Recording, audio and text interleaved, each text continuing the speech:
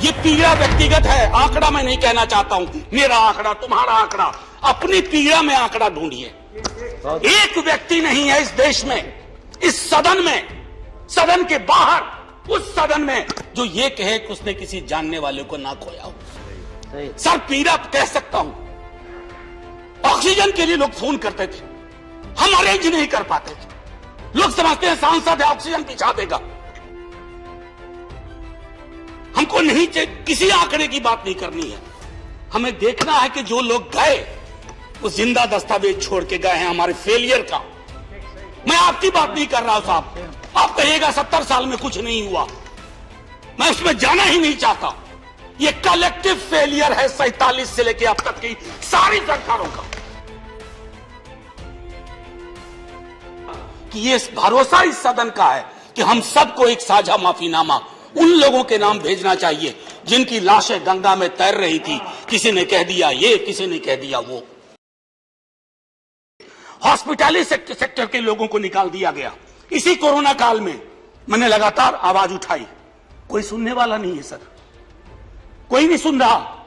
अगर आप सांसद की नहीं सुन रहे हैं तो जो छोटे अदना संविदा वाले नौकरी से निकाले गए उसकी कौन सुनेगा सर।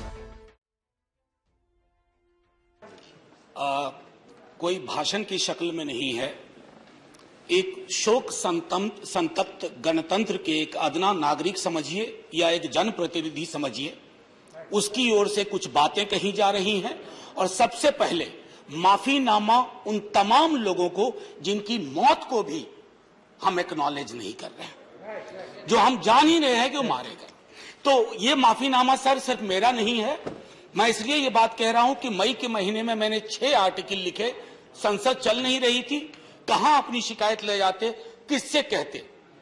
मुझे भाजपा के मित्रों ने, कई साथियों ने कॉल किया, बधाई दी, मैं उनका भी एहतराम करता हूं और कहता हूं कि ये भरोसा इस सदन का है कि हम सबको एक साझा माफीनामा उन लोगों के नाम भेजना चाहिए जिनकी लाशें गंगा में तैर रही थी। किसी ने कह दिया ये, किसी ने कह दिया वो।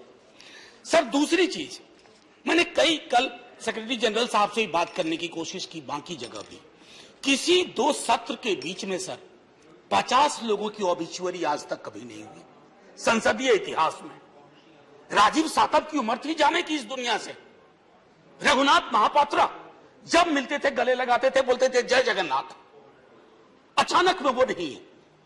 ये पीड़ा व्यक्तिगत है, आंकड़ा मैं नहीं कहना चाहता हूं, मेरा आंकड़ा, तुम्हारा आंकड़ा, अपनी पीड़ा में आंकड़ा ढूंढिए। एक व्यक्ति नहीं है इस देश में, इस सदन में, सदन के बाहर, उस सदन में जो ये कहे कि उसने किसी जानने वाले को ना खोया हो। सर पीड़ा कह सकता हूं, ऑक्सीजन के लिए लोग फोन करते थे, हम अरेंज नहीं कर पाते थे। लोग समझते हैं सांसद है ऑक्सीजन पहुंचा देगा। 100 फोन में पूरे दिन में शाम को बैठ के देखते थे, सक्सेस रेट 2, सक्सेस रेट 3। हमको कौन सा आंकड़ा कोई बताएगा साहब। हमको नहीं किसी आंकड़े की बात नहीं करनी है, हमें देखना है कि जो लोग गए वो जिंदा दस्तावेज छोड़ के गए हैं हमारे फेलियर का। मैं आपकी बात नहीं कर रहा हूं साहब, आप कहिएगा 70 साल में कुछ नहीं हुआ, मैं उसमें जाना ही नहीं चाहता। ये कलेक्टिव फेलियर है 47 से लेकर अब तक की सारी सरकारों का। क्या बना दिया हमने, मुझे पता नहीं था कि अस्पताल और ऑक्सीजन का क्या रिश्ता होता है सर। ईमानदारी से कहता हूं, मैं मेडिकल बैकग्राउंड से नहीं आता हूं। सुबह से लोगों को दिखता था ऑक्सीजन ऑक्सीजन, रेमडेसिविर। मैं तो दवाइयों के नाम तक शुरू में सर प्रोनाउंसिएशन चेक किए कि कैसे उच्चारण करूंगा। ये हालत है। और तब हम आंकड़ों की बात कर रहे हैं, तब हम ये बात कर रहे हैं थैंक यू फलाना साहब, चिलाना साहब। सर मैं यहां से निकलता हूं, बहुत बड़ा विज्ञापन लगा हुआ है, मुफ्त वैक्सीन, मुफ्त राशन, मुफ्त इलाज। सर एक मिनट, मैंने किसी नहीं, please I don't want my time. मैं किसी दल की ओर से आज नहीं बोल रहा हूं, मैं दावे के साथ कहता हूं, मैं लाखों लोगों की ओर से बोल रहा हूं जो यहां बोलना चाहते हैं। अब मेरी बात सुनिए, आज शिकायत नहीं कर रहा हूं आपसे, ये वेलफेयर स्टेट है ना। एक साबुन की टिकिया अगर कोई गरीब गांव में खरीद रहा है ना सर, तो अडानी अंबानी के बराबर का करदाता है। आप उसको कह रहे हो मुफ्त वैक्सीन, मुफ्त इलाज, मुफ्त राशन। नहीं साहब, कुछ मुफ्त नहीं है, उसका स्टेट है, इस वेलफेयर स्टेट का कमिटमेंट है, उसको आप डिनाइग्रेट मत करिए, डेमोनाइज मत करिए, उसे बौना मत बनाइए, ये आग्रह है मेरा।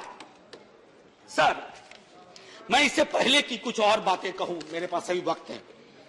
सर, इस कोरोना को मैं भी मानता हूं, मेरे पूर्व के वक्ता कुछ कह रहे थे, ये चैलेंज है हमारे लिए सर। बहुत बड़ी बड़ी बातें नए नए कानून की हो रही है। राइट टू हेल्थ की बात क्यों नहीं करते हम लोग?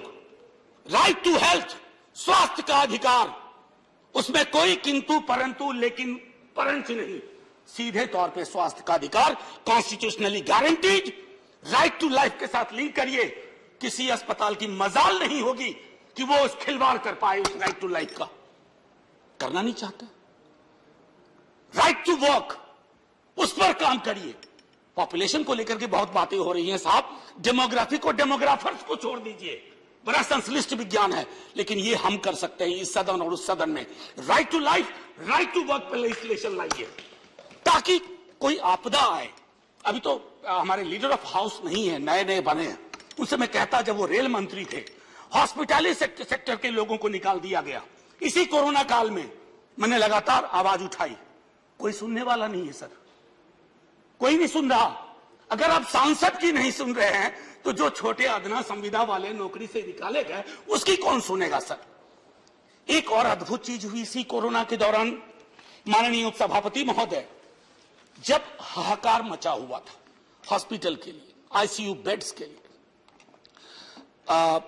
दवाइयों के लिए, यह हाहाकार जब मचा हुआ था उस दौर में सर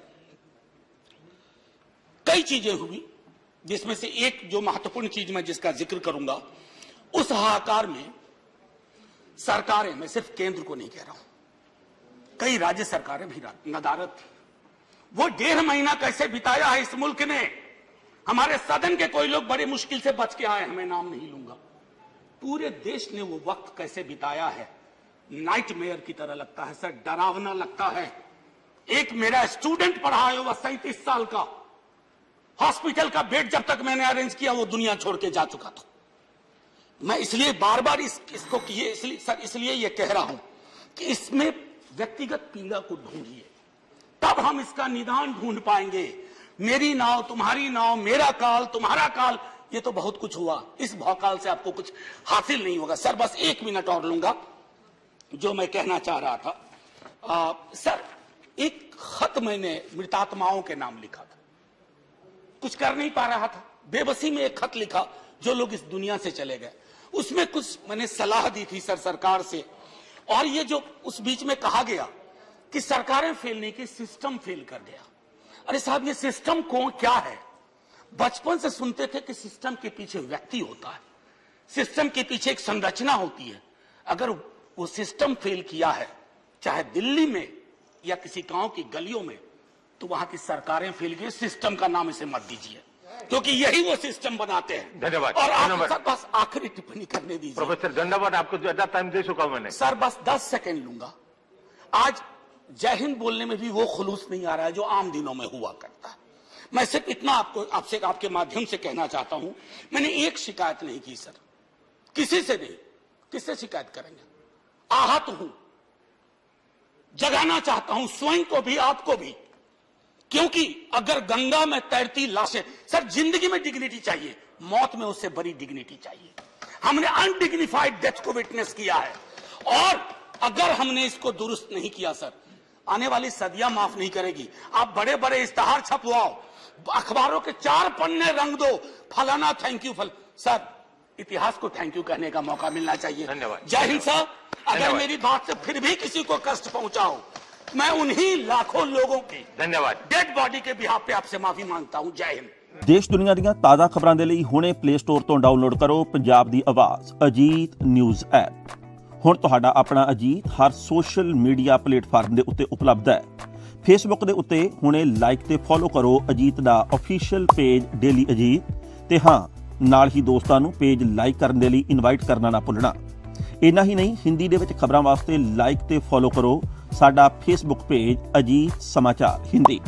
YouTube ਦੇ ਉੱਤੇ ਵੀਡੀਓ ਖਬਰਾਂ ਦੇਖਣ ਦੇ ਲਈ ਹੁਣੇ ਸਬਸਕ੍ਰਾਈਬ ਕਰੋ ਅਜੀਤ ਦਾ official YouTube channel Ajit web TV. ਤੁਹਾਡਾ ਆਪਣਾ ਅਜੀਤ ਹੁਣ ਟਵਿੱਟਰ ਤੇ ਇੰਸਟਾਗ੍ਰਾਮ ਦੇ ਉੱਤੇ ਵੀ ਉਪਲਬਧ ਹੈ। ਟਵਿੱਟਰ ਦੇ ਉੱਤੇ ਖਬਰਾਂ ਦੇ ਲਈ ਫੋਲੋ ਕਰੋ ਡੇਲੀ ਅਜੀਤ ਤੇ ਇੰਸਟਾਗ੍ਰਾਮ ਦੇ ਉੱਤੇ ਖਬਰਾਂ ਦੇ ਨਾਲ ਵੀਡੀਓ ਦੇਖਣ ਦੇ ਲਈ ਫੋਲੋ ਕਰੋ ਬਲੂ ਟਿਕ ਵਾਲਾ ਸਾਡਾ ਅਫੀਸ਼ੀਅਲ ਚੈਨਲ ਡੇਲੀ ਅਜੀਤ। ਇੰਨਾ ਹੀ ਨਹੀਂ, ਅਜੀਤ ਦੇ ਵੀਡੀਓ ਹੁਣ ਤੁਸੀਂ ਐਪਲ ਟੀਵੀ ਦੇ ਉੱਤੇ ਵੀ ਵੇਖ ਸਕਦੇ ਹੋ ਤੇ ਨਾਲ ਹੀ ਅਜੀਤ ਅਖਬਾਰ ਦਾ ਡਿਜੀਟਲ ਐਡੀਸ਼ਨ ਪੜ੍ਹਨ ਦੇ ਲਈ ਡਾਊਨਲੋਡ ਕਰੋ ਅਜੀਤ ਈ-ਪੇਪਰ ਐਪ। ਤੁਹਾਡਾ ਆਪਣਾ ਭਰੋਸੇਯੋਗ ਚੈਨਲ, ਤੁਹਾਡੀ ਆਪਣੀ ਆਵਾਜ਼, ਪੰਜਾਬ ਦੀ ਆਵਾਜ਼ ਅਜੀਤ।